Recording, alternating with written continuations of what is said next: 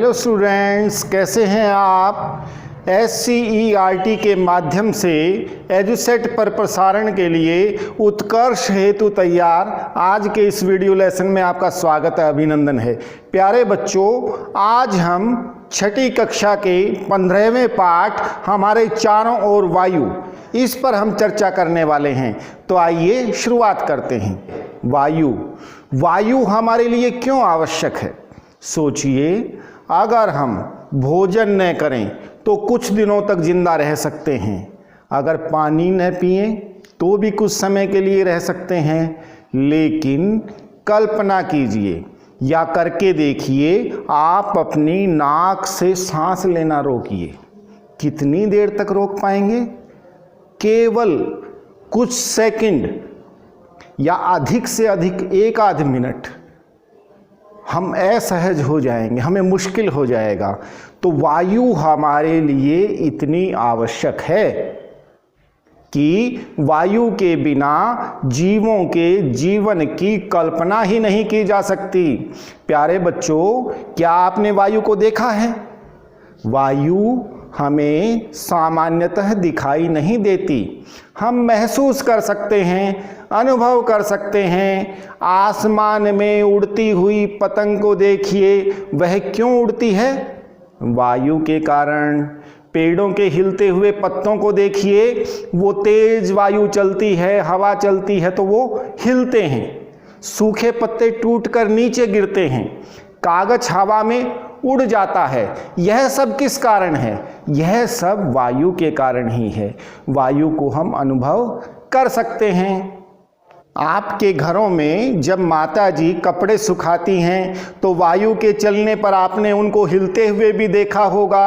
आपने अपनी कक्षा के पिछले पाठों में निष्पावन यानी हवा के चलने से अनाज से भूसे को अलग करने की प्रक्रिया, उसके बारे में भी पढ़ा था। वह भी वायु के कारण ही संभव हो पाती है। और जब वायु बहुत तेज चलती है, यानी उसे आंधी या तूफान कहते हैं, उस समय तो वायु का प्रबल वेग, उसका दबाव, उसका बल इतना अधिक होता है कि वह बड़े बड़े वृक्षों को भी उखाड़ देती है। तो प्यारे बच्चों, वायु के दबाव को महसूस करने के लिए आइए हम एक क्रियाकलाप करते हैं। फिरकी के बारे में तो आप सब जानते हैं ना, बचपन में खूब बनाई होंगी आपने, और अब भी फिरकियों से खेलते होंगे। वह क्यों घूमती है। वह भी वायु के कारण ही घूमती है। आइए एक फिरकी बनाने का अभ्यास करते हैं। देखिए, मेरे पास ये कागज की 3 समान आकार की पट्टियां हैं। कोई भी चार्ट, कोई भी कागज़ ले सकते हैं आप, लेकिन ये ध्यान रखेंगे, आप अपनी साफ कॉपी के कोरे कागज़ का प्रयोग नहीं करेंगे।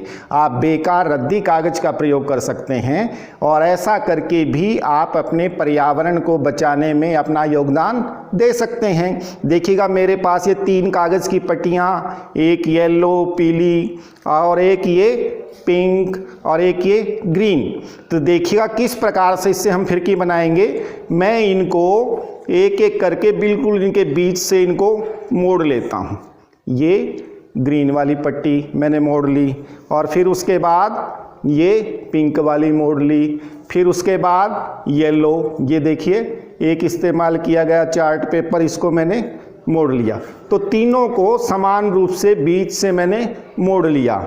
और अब क्या किया मैंने, ये पट्टी, कोई भी एक पट्टी ले लें, उसके ऊपर इसकी पंखुड़ियों के ऊपर बीच में इसको डाल दिया, एक के बीच में दूसरी, इस प्रकार से कर लिया मैंने इनको।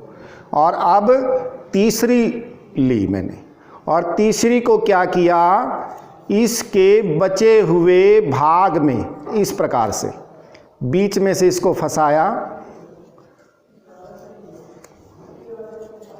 और फिर और मैंने ये डाल दिया। और अब इस प्रकार से इसकी दोनों सिरों को तीसरे के अंदर बीच में लेते हुए संयुक्त रूप से पहली के अंदर से निकाल दिया। तो इस प्रकार से देखेंगे कि ये तीनों एक दूसरे में गुथ गई हैं। त्रिभुज की तरह से बन गई हैं। और अब इनको तीनों के खुले सिरों को धीरे धीरे करके मैंने खींच दिया। इस प्रकार से जब हम इनको खींचते हैं तो धीरे धीरे इसका सिरा गोलाई लेने लगता है।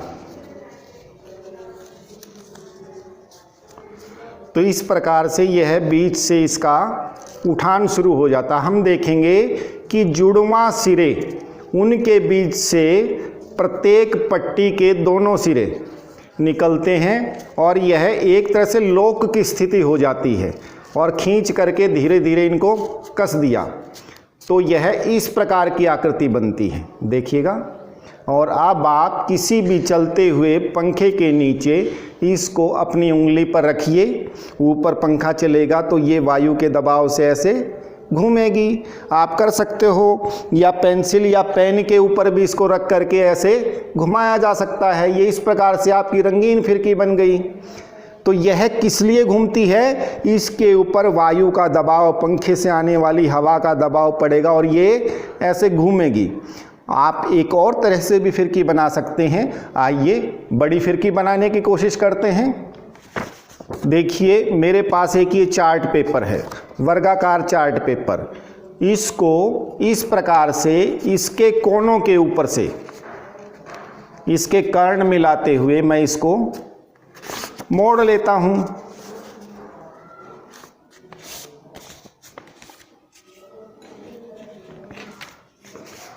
देखिएगा ये वर्गाकार चार्ट पेपर और मैंने इसके कोने मिला करके ऐसा मोड़ लिया।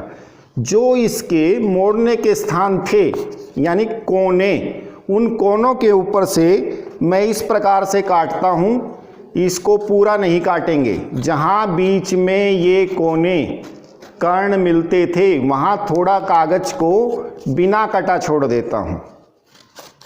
और मैंने चारों कोनों को लगभग बीच तक काट दिया।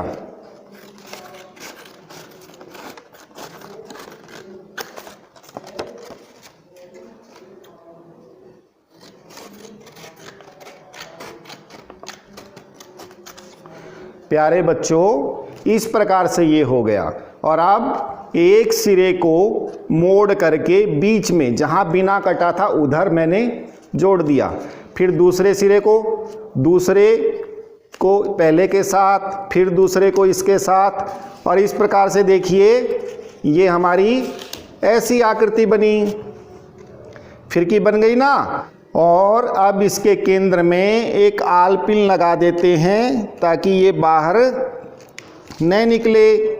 आलपिन का प्रयोग करते हुए सावधानी रखें, आपके हाथ में न चल जाए।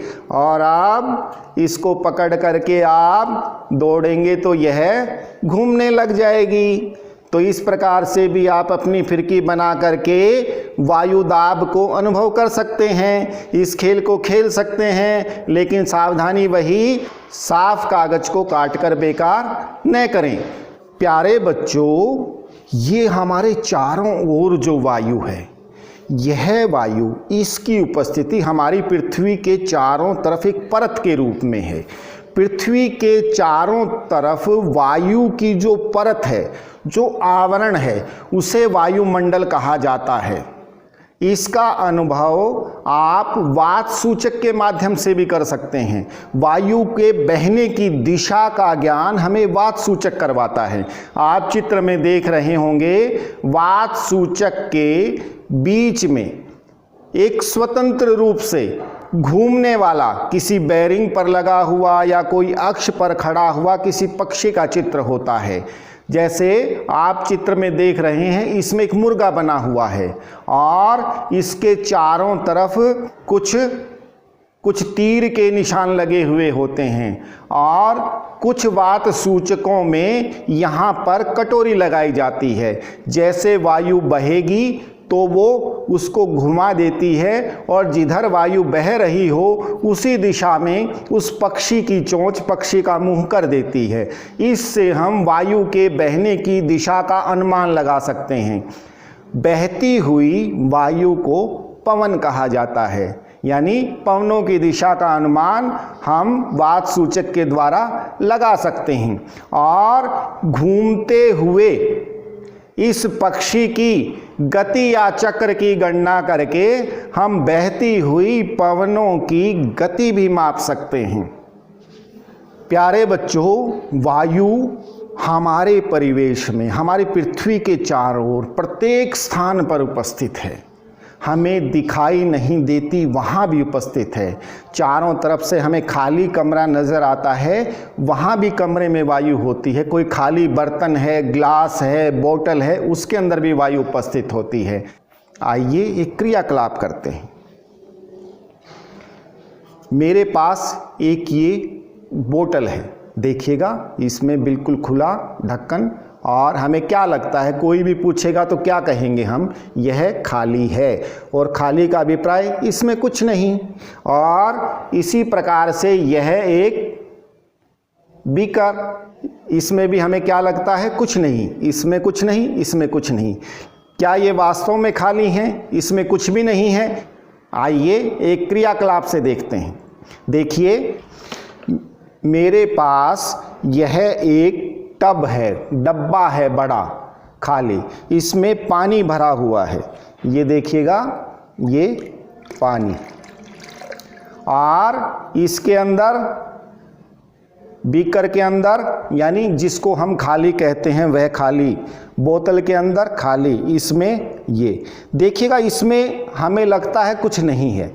मैं इसको उल्टा करके इधर पानी में डुबोने की कोशिश करता हूँ और डुबोता हूँ तो मुझे महसूस होता है इसको दबाने में जोर लगाना पड़ता है। ऐसा क्यों है? मुझे जोर क्यों लगाना पड़ता है?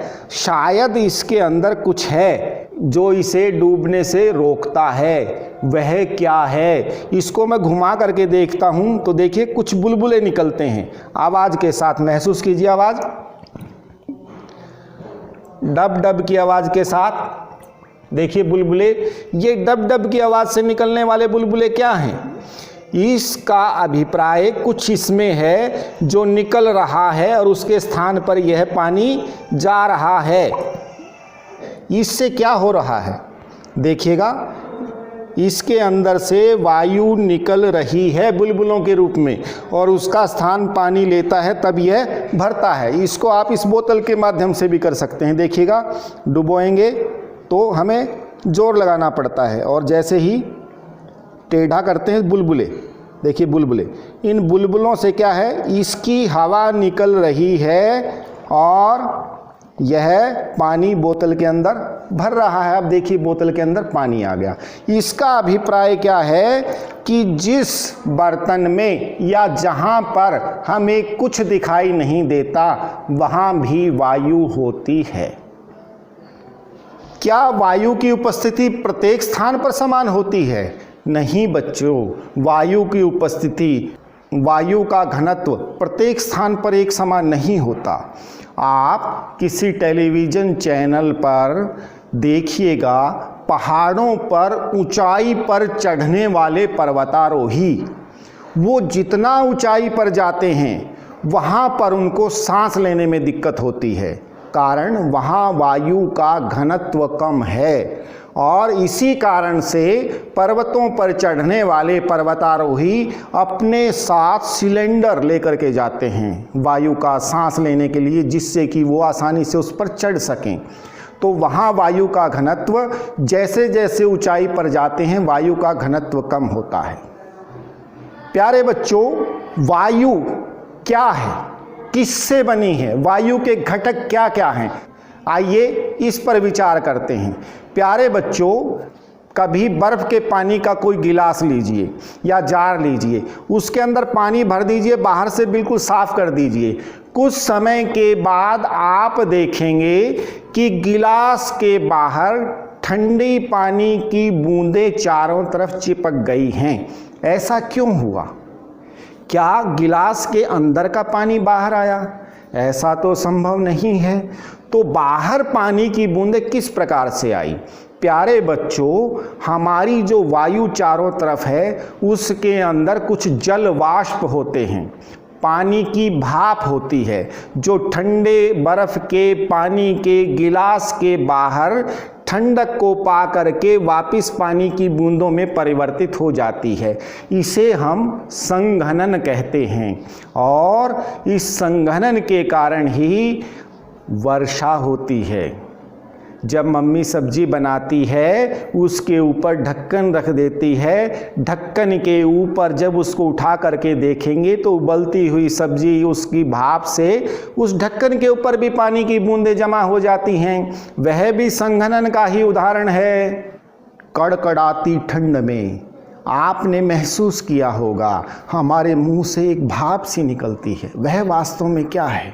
वह भी हमारे मुंह से निकलने वाले जल वाष्प ही होते हैं, जो बाहर ठंडे वातावरण में आकर के दोबारा से जल की छोटी छोटी बूंदों में परिवर्तित हो जाते हैं और हमें वो भाप के रूप में दिखाई देते हैं। संघनन जल चक्र की एक बहुत आवश्यक प्रक्रिया है। तो प्यारे बच्चों, हमने जाना कि वायु के अंदर जल वाष्प होते हैं। जब जल वाष्प की मात्रा बहुत अधिक बढ़ जाए, वायु एक निश्चित मात्रा तक जल वाष्प को रख सकती है। अगर ज़्यादा जल वाष्प हो जाए तो वह बारिश के रूप में नीचे आ जाते हैं। ठंडी सुबह में आपने पेड़ पौधों के ऊपर जमी हुई ओस की बूंदों को भी देखा होगा, वह भी संघनन है। बारिश के दिनों में कपड़े जल्दी क्यों नहीं सूखते? क्योंकि उस समय वायु के अंदर जलवाष्प पहले से बहुत अधिक होते हैं और वो कपड़ों की नमी से जल के और अधिक वाष्प नहीं ले सकती, इसलिए बारिश के दिनों में कपड़े जल्दी से नहीं सूखते। और वायु में क्या होता है प्यारे बच्चों? वायु के अंदर दूसरा प्रमुख घटक होता है ऑक्सीजन।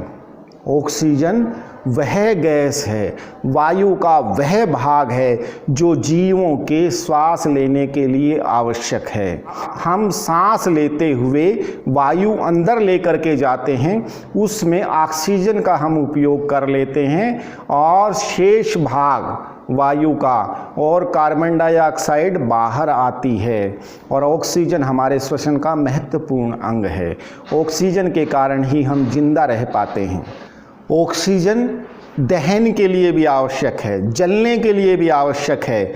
उसके बारे में आइए एक और क्रियाकलाप करते हैं। अब वापस उसी पानी के जार के पास, पानी के टब के पास चलते हैं। मेरे पास पानी का एक ये टब बर्तन देखिएगा, इसमें एक ये उपकरण, इसके अंदर नीचे से जगह है और मैं एक यहाँ पर मोमबत्ती रखता हूँ।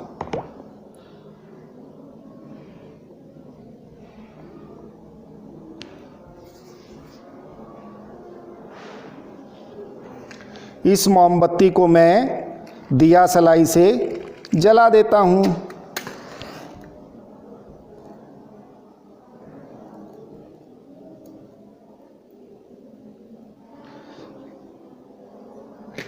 मोमबत्ती को मैंने दिया सलाई से जला दिया। यह कब तक जलेगी? यह इस स्थिति में जब तक जलेगी जब तक इसका मोम पिघलता रहेगा, इस ज्वाला को मोम मिलता रहेगा।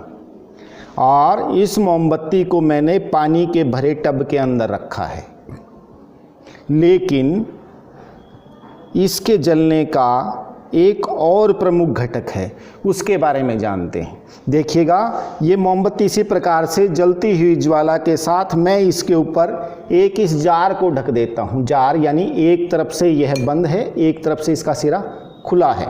इधर से इसकी ज्वाला को बिना छुए मैं इसके ऊपर ढक देता हूँ। देखिएगा क्या घटता है।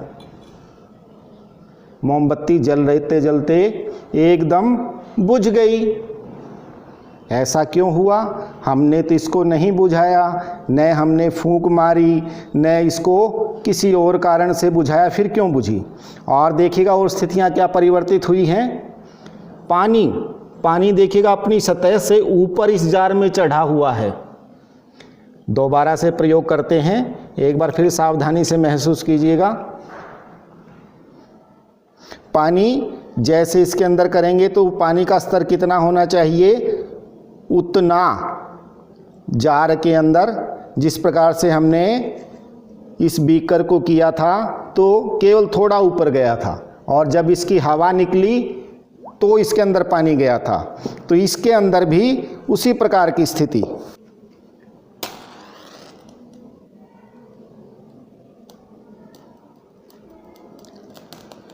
पिछली बार हमने अनुभव किया था जार इसके ऊपर रखने से मोमबत्ती बुझ जाती है, और अब हम ध्यान देंगे क्या मोमबत्ती के बुझने से इस जार में पानी की सतह का कोई संबंध है। हमें इस पर ध्यान देना है। देखिएगा, इसके ऊपर मैं रखता हूँ और रखते ही मोमबत्ती बुझी और इस जार के अंदर पानी का स्तर ऊपर आया। प्यारे बच्चों, यह किस कारण से है? प्यारे बच्चों, जार के अंदर जलती हुई मोमबत्ती जार रखने के बाद बुझ क्यों जाती है? इसका कारण है कि जार के नीचे पानी की सतह है और जलने के लिए जिस वायु की आवश्यकता थी, वायु का जो घटक उसे चाहिए था, वह जार के ढकने के कारण बाहर उससे मिलना बंद हो गया।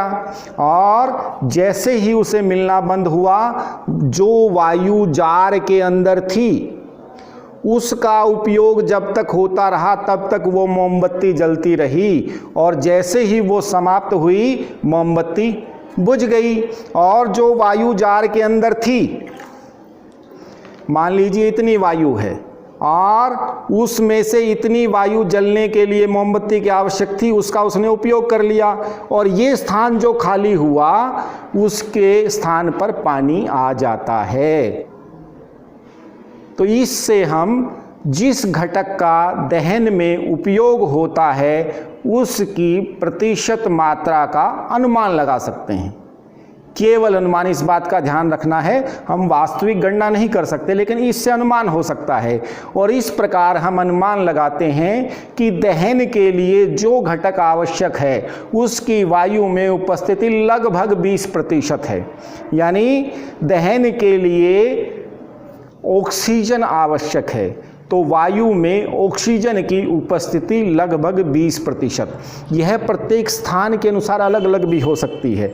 यह 19%, 19.5%, 18%, पहाड़ों के ऊपर जैसे बताया बहुत कम होती है। इस प्रकार से स्थान के अनुसार भिन्न भिन्न हो सकती है। प्यारे बच्चों, वायु का एक और प्रमुख घटक होता है नाइट्रोजन गैस, जो वायु में सबसे अधिक मात्रा में उपस्थित होता है, और इसकी मात्रा 79% यानी लगभग 80% होती है। और हमने अभी अभी आपको बताया था कि ऑक्सीजन की मात्रा 19 से 20% और नाइट्रोजन की मात्रा 79-80%, यानी कुल मिलाकर हम अनुमान लगाएं तो ऑक्सीजन और नाइट्रोजन मिलके वायु का 99% भाग बनाते हैं। प्यारे बच्चों, वायुमंडल में ऑक्सीजन और नाइट्रोजन के अतिरिक्त जो 1% भाग बचा वह कार्बन डाइऑक्साइड, अन्य गैसें, धूल कण आदि होते हैं। प्यारे बच्चों, कार्बन डाइऑक्साइड भी हमारे वायुमंडल का एक महत्वपूर्ण घटक है। यह पौधों के लिए बहुत आवश्यक है। इसी के माध्यम से पौधे अपना श्वसन करते हैं, अपना स्टार्च बनाते हैं, मंड बनाते हैं, प्रकाश संश्लेषण की क्रिया को पूर्ण करते हैं। जिस प्रकार से ऑक्सीजन हमारे लिए ज़रूरी है, जीवों के लिए ज़रूरी है, कार्बन डाइऑक्साइड पौधों के लिए ज़रूरी है।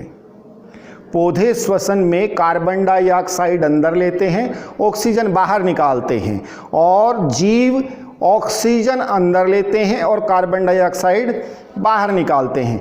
प्यारे बच्चों, वायु में इनके अतिरिक्त धूल कणों की मात्रा भी होती है।